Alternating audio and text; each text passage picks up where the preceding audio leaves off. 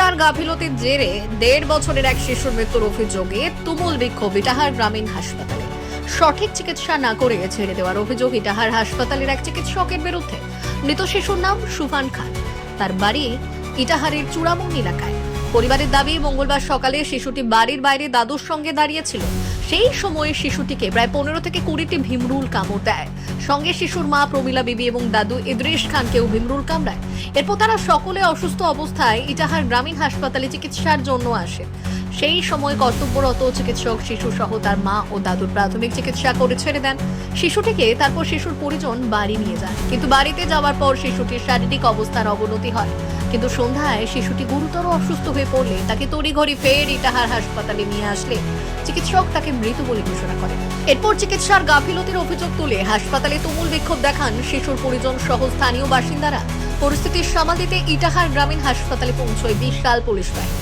শিশুর পরিজনের অভিযোগ, শিশুটির চিকিৎসার গাফিলতিতেই মারা গেছে। তাদের প্রশ্ন, কেন চিকিৎসক শিশুটিকে রায়গঞ্জ মেডিকেলে রেফার করলো না? তারা সেই চিকিৎসকের শাস্তির দাবি জানিয়েছেন। আমার নাম প্রমীলা খাতুন। বাচ্চার কত বয়স? বাচ্চার 17 বছর বয়স। 17 মাস? 17 মাস। কি হয়েছে দিদি? ওর সকালে বল্লাই কামড়াইছিল। আচ্ছা, নিয়ে আসছিলাম ইটাহারে, সাথে সাথেই নিয়ে আসছি ইটাহারে। ইটাহার নিয়ে আসার পর আমার বাচ্চাকে একটা ইনজেকশন দিয়েছে, আমার শ্বশুরকে দুটো দিয়েছে, আমাকে দুটো ইনজেকশন দিয়েছে। দেওয়ার পরে ওষুধও দিয়েছে, আমার শ্বশুরও খাইছে, আমিও খাইছি। আমার বাচ্চাটাকে একটা সিরাপ দিয়েছে, বলছে নাকি জ্বরের ওটা, বা ওই এখানেও খাওয়াইছি, ওখানেও যাই, বাড়িতে যাই খাওয়াইছি। চেংরা আমার সারা দিনটাই থাকে না।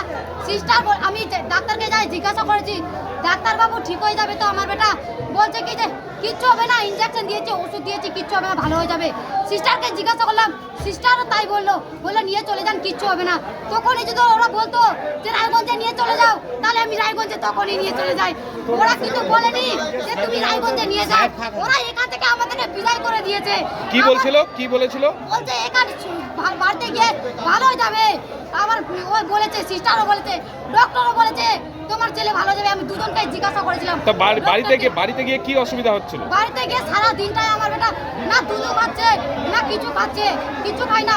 বাচ্চাটাকে কোলে নিলাম, ঘুরে গেলাম, পাঙ্খাটা চালু করলাম, তারপরে দেখছি আমার ধন সারা দিচ্ছে না, রক্তর মতো পেশাব করছে আমার ধন। তারপর এখানে নিয়ে আসলেন? তখন পেশাব করেছে, পায়খানা করেছে, তখনই আমার ধনকে আমি নিয়ে আসলাম এখানে। তো এখানে সঙ্গে পায়খানাও করেছে আমার ধন। তো এখানে কি বলছে? এখানে কিছু বলছে না। এখানে আমি চাই যে যেই ডাক্তার দেখেছিল, যেই সিস্টার আমাকে বলেছে তোমার বাচ্চার কিছু হবে না, তোমরা বাড়িতে নিয়ে যাও, আমি ওদেরকে শাস্তি চাই। বিশেষ প্রতিবেদন, উত্তর বাংলার সংবাদ।